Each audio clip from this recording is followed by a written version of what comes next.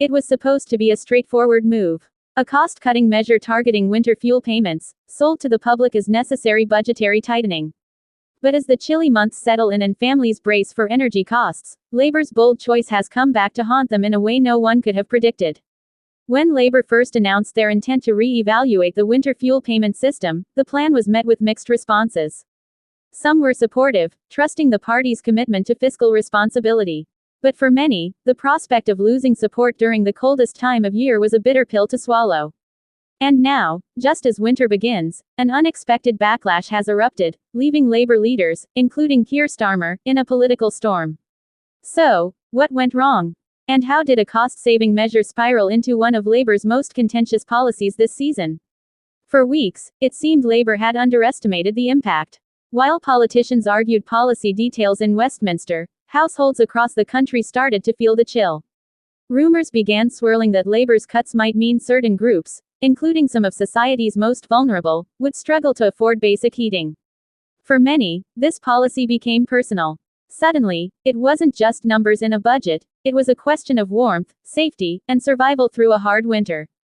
Behind the scenes, insiders reported that Labor leaders, including Starmer himself, had been blindsided by the intensity of the public response. Tensions were high. Even among Labor MPs, whispers of dissent were growing, with some questioning if the policy was really worth the political cost. But this wasn't just about political reputation anymore. Something was about to shift that would change everything for Labor. Then came the breaking point. Media outlets began reporting on the human cost of the policy. Charities and community leaders warned of the potential crisis looming for low-income families, with some even going public to urge Labor to reverse course. The pressure mounted with alarming speed, drawing national attention. The once quiet winter fuel decision was now front-page news, and Labor was at the center of the storm. So, what would Starmer do? With mounting criticism, would Labor backtrack? And if they did, would the public forgive what many saw as a severe lapse in judgment?